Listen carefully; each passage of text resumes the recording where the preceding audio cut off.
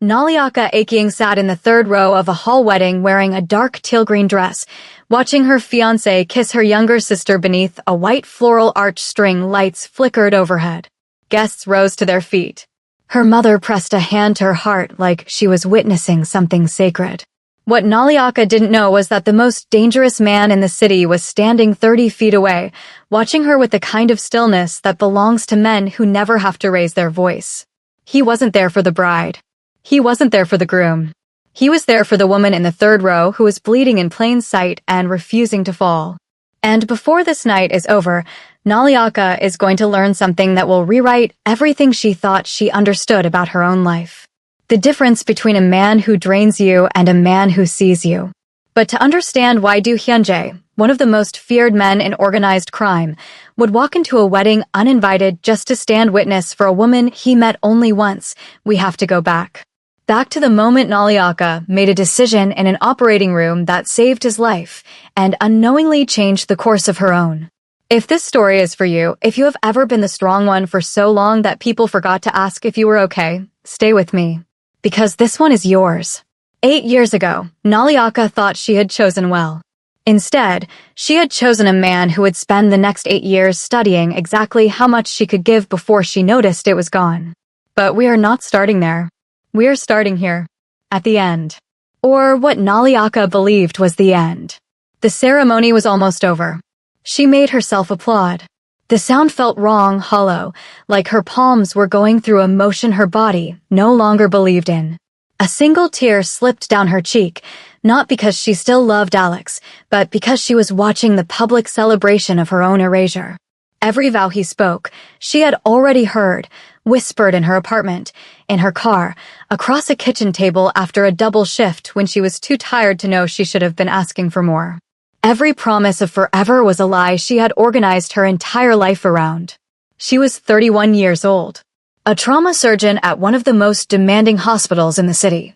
She had been in that building for rotating 12-hour shifts, days, nights, holidays, the kind of schedule that turns a person's social life into a memory, while Alex cycled through a consulting firm, a tech startup, and 2 business ventures that she quietly funded without being asked. She paid the deposit on their apartment. She co-signed his car. She showed up to his networking events in heels after 16-hour shifts because he said her presence made him look established. She believed in him with the specific, exhausting faith of a woman who has been told her whole life that her strength is her most attractive quality.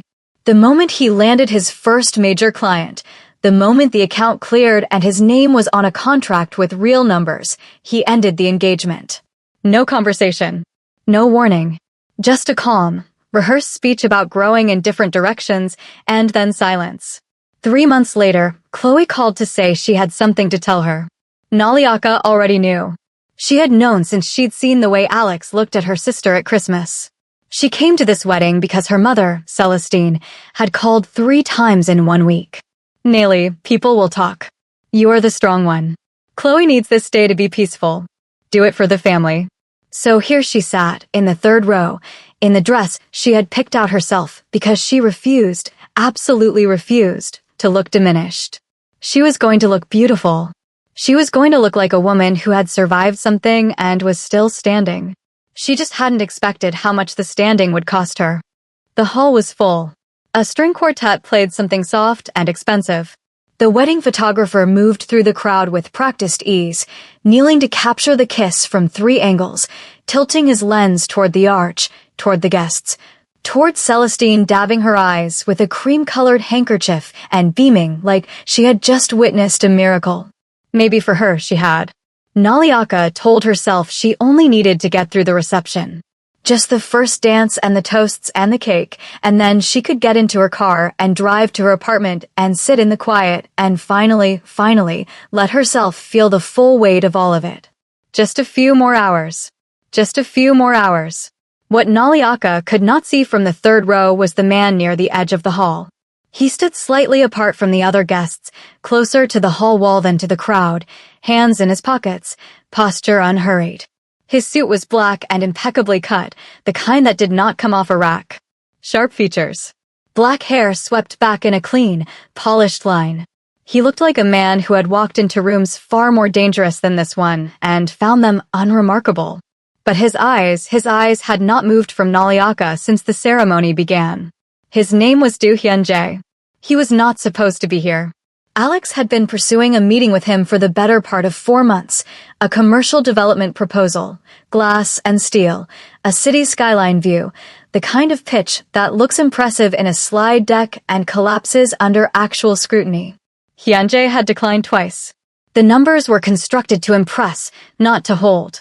But Alex was persistent in the way of men who mistake confidence for confidence, and 3 weeks ago he had sent a mass invitation to every contact in his network, 200 people he was trying to convert into an audience, along with a full-color wedding program. Photographs, family bios, a guest list. Hyun-jae's assistant had pulled it from the discard file and set it on his desk without explanation. Under the heading bride's family, he saw the name. Chloe Akying, sister of Naliaka Akying. He had opened his laptop before he consciously made the decision to do so. He pulled public records, a medical license, a marriage certificate, a dissolution filing. He looked at the dates. He looked at the name on the dissolution. Alex. Hyun-jae closed the laptop, sat for a long moment, and then told his driver to change the route. 2 years ago, Naliaka Akying had been the attending surgeon on a case that the hospital's chief of staff had quietly recommended they deprioritize. The patient had arrived with a gunshot wound and the kind of background that made people in institutions make calculations. Naliaka had not made a calculation. She had operated for 4 hours on a man she did not know, with the focused, relentless precision of someone who did not accept the premise that any person's life was less worth saving than another's. He had survived. He had never forgotten. He had spent 2 years trying to learn her name. The ceremony ended. Guests stood, exhaled, began moving toward the reception area where warm light and music waited.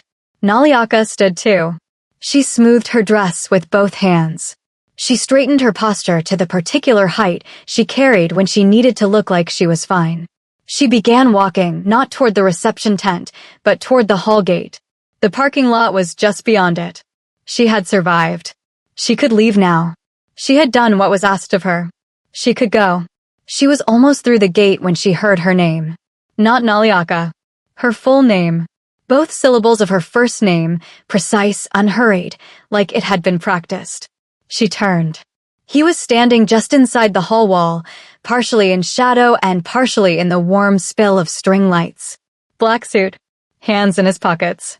Watching her with an expression that was not pity and not curiosity, but something she did not have an immediate word for. "I'm sorry," she said, her voice careful, the professional composure that never fully left her. "Do I know you?" "You did," he said. 2 years ago. A level 1 trauma center. A gunshot wound. You were the only surgeon in that room who didn't walk away. The memory arrived in pieces, the way trauma memories do. A man on a table. Blood pressure crashing. The attending beside her saying the words that surgeons sometimes say when they have already made a decision about a person before the surgery begins. And her own voice, steady and final, "We are not stopping. Begin the transfusion." "I remember," she said quietly. "My name is Do Hyun-jae." He did not move closer. He did not perform warmth. He simply stood there, present and still, like a man who had learned that stillness was its own form of respect. "I have been trying to locate you for 2 years. I did not expect to find you here." She looked at him, really looked. "Why are you here?" "The groom invited me. A business proposal I declined." He kept the correspondence open. A brief pause. "When I saw your name in the wedding program, I understood what this event actually was. I came to see that you were not alone." Something tightened in her throat. She would not call it gratitude yet. She would not call it anything yet. "I don't need anyone to come and witness my humiliation," she said. "That's not what I came to witness." He reached into the interior pocket of his jacket and produced a card, matte black, minimal, a name and a number in clean embossed type. 2 years ago you told me, through your actions if not your words, that my life was worth the fight. I am here to extend the same position to you. You are not invisible, Dr. Akying. You are simply surrounded by people who benefit from you believing that you are." He held the card out. She looked at it for a long moment. I'm not asking you to decide anything tonight, he said. I'm asking you to keep this. In case there comes a moment when you want someone in your corner who is not afraid of the people who hurt you. She took it. Her fingers were steadier than she expected them to be. What do you want from me? She asked. His expression shifted something that might have been the closest he came to warmth. I want you to know that someone remembers, he said. What you did, what it cost you to do it, and what you deserve for having done it. Then he turned and walked back toward the reception, unhurried, disappearing into the golden light and the music and the crowd, as if he had never been there at all. Naliaka stood at the hall gate holding a card she hadn't asked for and could not bring herself to put down. Behind her, the string quartet played something soft and triumphant. Champagne glasses caught the light. Her mother laughed at something someone said near the wedding cake. The evening continued, perfectly, beautifully, without her. And for the first time in 8 years, something quiet shifted somewhere beneath the composure. Not hope. Not yet.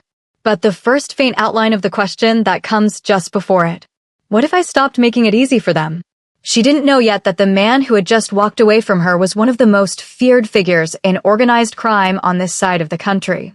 She didn't know yet what was waiting for her on her phone, the credit alert, the fraudulent accounts, the signature that was not hers on a loan she never took. She didn't know yet that the life Alex was currently celebrating had been funded on the financial wreckage of hers. She would know all of it by midnight. And when she did, when the full weight of what had been done to her finally landed, she would open her contacts, find the number on the card, and make the call that changed everything. But right now, she simply stood in the hall, alone and not alone, holding something that felt like the first honest thing anyone had offered her in years. Have you ever had someone show up for you at exactly the moment you had stopped expecting it? Drop a comment and tell me, because Naliaka is about to find out what it means to be seen by someone who is not afraid of what they see. And I want to know if you would have made the same choice she's about to make. If you're new here, welcome to Afro-Korean Cartel Stories. Subscribe and hit that notification button is free. Before you keep watching, you are going love and want to follow this one all the way through. To understand how she ended up standing frozen by that hall gate, you have to look back at the woman she used to be. 7 years ago, Naliaka was 27 and finishing her final clinical rotation in nursing school. That was when Alex walked into her life. He was charming, full of huge dreams, and completely broke. But he was broke in that special way of a man who is absolutely sure he will be rich tomorrow. Naliaka fell for his bright confidence. She wanted to build a beautiful future together, so she willingly became his foundation. When a landlord rejected his application, she put her own name and good credit on the lease. When he needed money for expensive business school tests, she picked up double shifts at the hospital to cover the fees. Her days were a tiring blur of alarms, hospital scrubs, and emergency rooms. Yet, no matter how much her feet ached, she always came home and stood at the stove to make his favorite meals. In return, Alex would pull her close, look into her tired eyes, and whisper that she was his rock. He swore she was the only reason he kept pushing forward. Those sweet words kept her going. But then, his luck finally changed. He landed a high-paying job at a top finance firm. Almost overnight, his entire world shifted. Promotions rolled in. He bought tailored suits and started going to weekend networking retreats and fancy dinners. Naliaka was never asked to come along. He always made quick excuses, saying the events were boring or that she needed her rest after the hospital. The distance between them grew until it felt like they lived in two completely different worlds. Then came the day it all ended. There was no loud argument, no counseling, and no real conversation. He just stood in the hallway of the apartment she had helped pay for, looking at her like she was a stranger. He handed her back her ring and told her she just did not match the bright, fast life he was building anymore. Just like that, he erased years of her love and hard work, leaving her alone with nothing but the echo of his footsteps. To understand why Naliaka did not fight back right away, you have to look at her mother, Celestine. After Naliaka's father became very sick and passed away, Celestine raised her 2 daughters alone. Without ever asking what they wanted, she gave each girl a strict role to play in the family. Naliaka became the strong one. She was the capable daughter who fixed problems, paid the bills, and never needed a shoulder to cry on. Her younger sister, Amara, was the sensitive one. Amara was artistic and delicate, the golden child who always required protection, extra money, and endless forgiveness. Over the years, Naliaka learned a cruel lesson. Her own feelings did not matter as much as Amara's comfort. Naliaka was treated like a human shield, expected to take the heavy hits so her sister would never have to struggle. This painful family setup became crystal clear during a quiet Sunday dinner at their mother's house, months before the new wedding was even announced. Amara had stepped into the living room, leaving her phone sitting face up on the kitchen counter. Suddenly, the screen lit up with a new text message. Naliaka happened to glance down and saw a name she knew all too well, Alex. Her heart skipped a beat. She leaned closer and read the short conversation on the screen. Alex had written that he was so tired of Naliaka. He complained that she was exhausting and always working at the hospital. Amara's reply was a punch straight to the gut. She had typed back, "I know. She just doesn't know how to be a real woman." Anyone else would have screamed. Another woman might have smashed the phone against the wall or marched into the next room to demand answers. But Naliaka did not make a single sound. She gently put the phone back down in the exact spot she had found it. She quietly picked up her purse, walked out the front door, and got into her car. She drove away in complete silence. She did not cry, and she did not call her mother to complain. She simply swallowed the deep heartbreak whole, because her entire life had trained her to follow one unbreakable rule. Her pain was never allowed to be the priority. Miles away from Naliaka's quiet heartbreak, Do Hyunjae sat in the back of his sleek black car. He stared down at a glossy piece of thick paper. It was a wedding program, and just hours ago, it had been sitting at the bottom of his office trash can. Hyunjae was a man who understood value. For months, Alex had been trying to get him to invest in a large commercial building project. Alex was eager and desperate to impress. But Hyunjae had looked at the math and said no every single time. The numbers simply did not make sense. Still, Alex refused to give up. He kept sending shiny folders and polite emails, trying to build a fake friendship with a man who controlled the city's dangerous underground.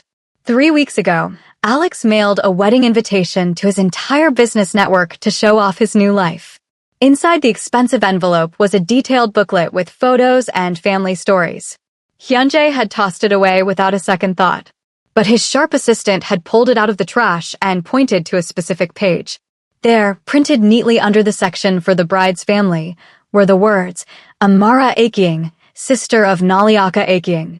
Hyunjae had frozen. Naliaka Akying. He knew that name. It was burned into his memory alongside the smell of hospital bleach and the harsh glare of emergency room lights. He immediately opened his laptop and searched her name. The public records told a silent, ugly story. He found an old marriage license linking her to Alex, followed by a quick divorce filing. He remembered a strong woman standing over his bleeding body, shouting fierce orders when the other doctors wanted to let him die. She had fought for a stranger's life with everything she had. Now, he realized the man who had been begging for his money was publicly destroying the very woman who had saved his life. Hyunjae slowly closed his laptop. The sharp snap echoed in the quiet room. He did not care about the real estate deal, and he certainly did not care about Alex. He looked up, tapped the dark glass partition, and told his driver to change the route.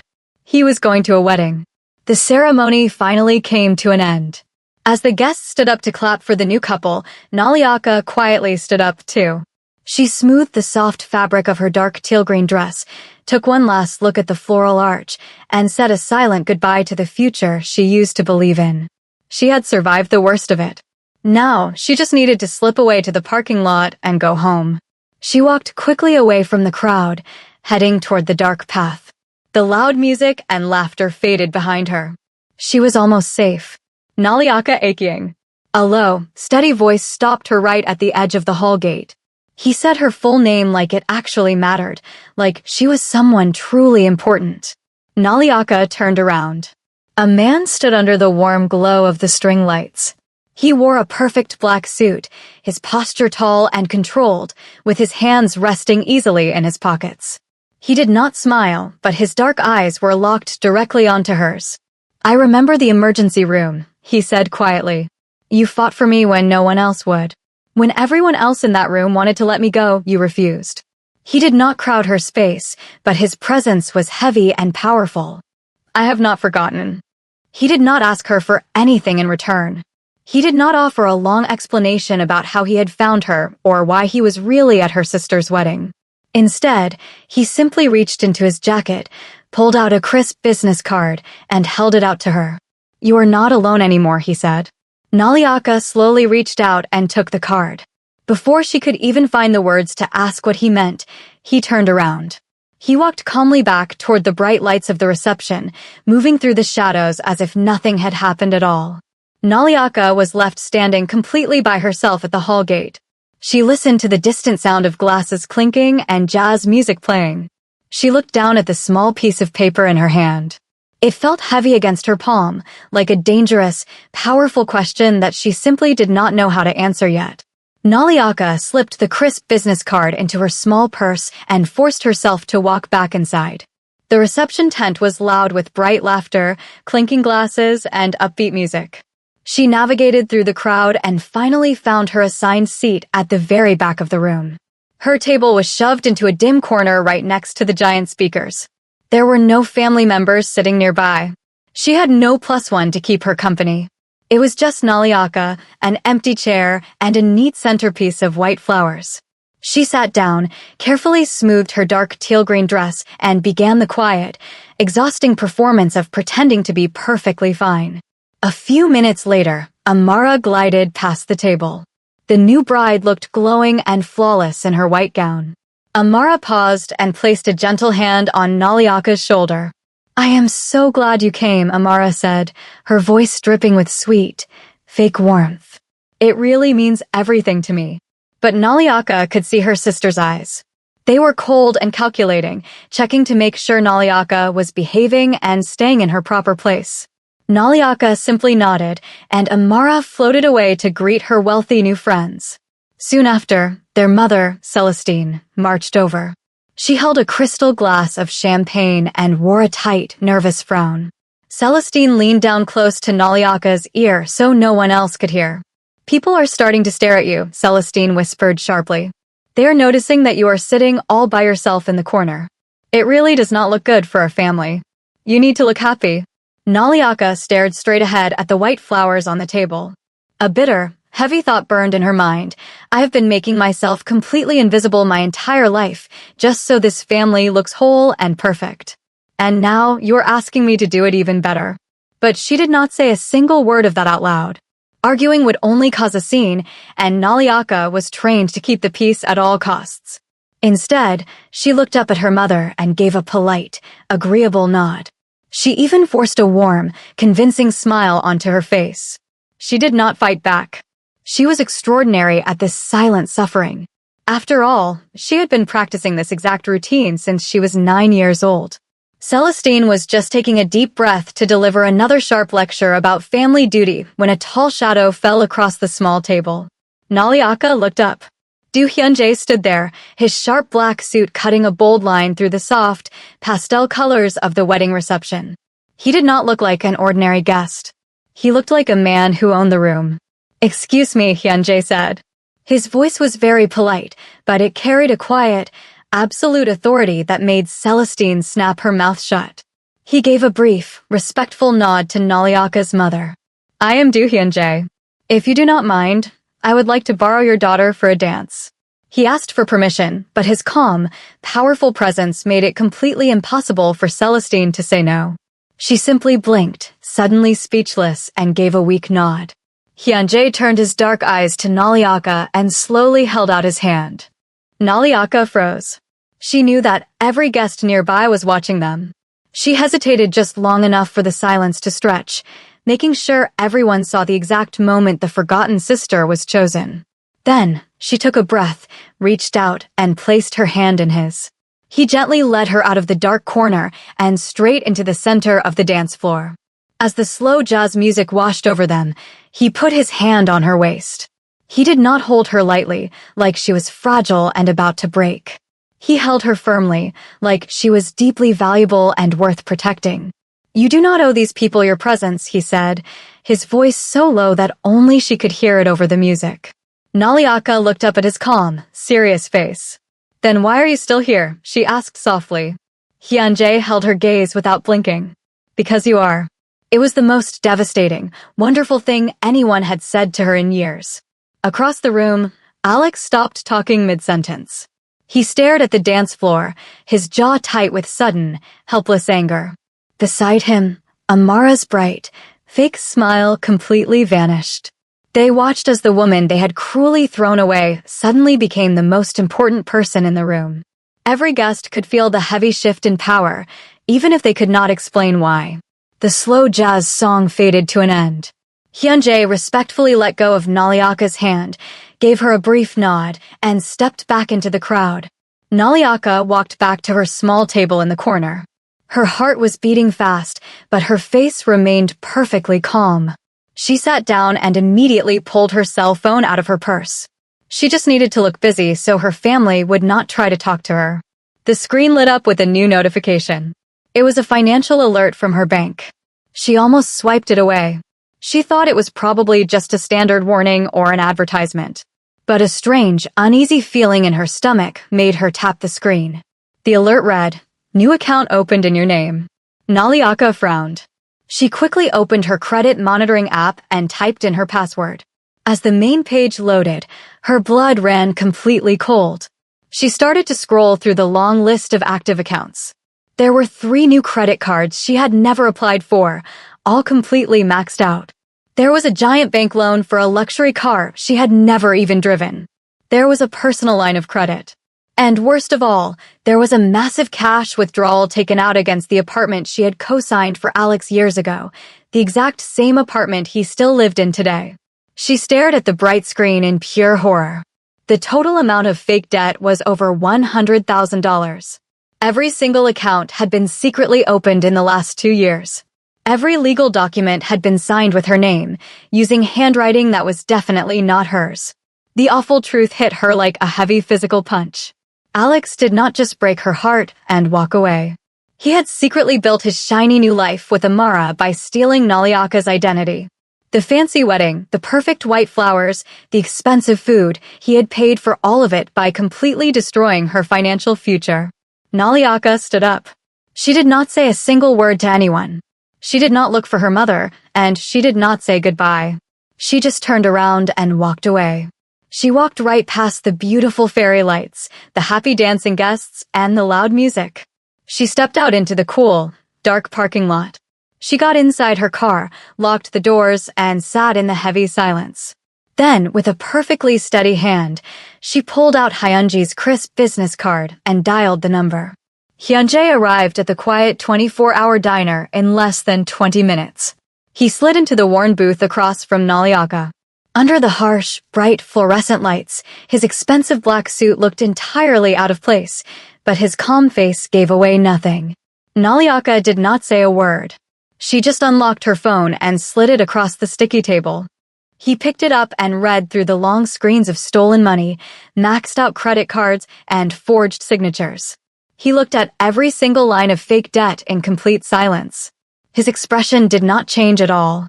Finally, he set the phone down gently. "What do you want to do about this?" he asked. Naliaka looked down at her hands. Her entire life, she had been told to take the high road, to forgive, and to keep the peace. But the words that came out of her mouth surprised even her. "I want him to have nothing left," she said. Her voice was cold, angry, and perfectly steady. Hyunjae simply nodded. He reached into his jacket and slid a new, clean business card across the table. It belonged to a woman named Christine, a forensic accountant who had spent 15 years helping victims of financial abuse. "She is the best," Hyunjae said. Then he leaned forward, his dark eyes locking onto hers. "But before you take this step, there is something you need to know about me." He did not hide who he was. In a quiet, even voice, he told her the complete truth. He told her about his deep ties to organized crime, his very dangerous business partners, and the dark decisions he had made that could never be undone. He explained that his world came with real, heavy risks for anyone who stood near him. I am telling you this because you deserve to make a clear choice, he said. I could easily make Alex lose everything. I could erase this problem for you tonight. But I will not do that. Naliaka frowned slightly. Why not? Because if I fix this for you, you will feel like you owe me, Hyunjae replied. And I do not want that. I do not want to rescue you. I want to stand right beside you while you burn his world down yourself. Monday morning arrived with bright, cold sunlight. Naliaka walked into a tall glass tower in the busy financial district. She wore the exact same calm, elegant composure she had worn to the hall wedding just days before. But this time, her quiet strength belonged entirely to her, not to her family's comfort. She rode the elevator up to the 14th floor and walked into Christine's quiet office. The meeting lasted for 2 long, difficult hours. They went through every fake bank statement, every hidden loan, and every forged signature. By the time Naliaka finally stood up to leave, she had signed the official paperwork to authorize criminal fraud charges against Alex. She had reported the stolen money to all 3 major credit bureaus, and she had completely frozen her credit so he could never open another account in her name. When she stepped back outside into the cool morning air, she took a deep breath. She felt something strange and light in her chest, a feeling she could not immediately name. It took her walking a full city block to finally recognize what it was. She was not afraid. The obedient woman who had forced herself to clap while her sister married her ex-fiancé was completely gone.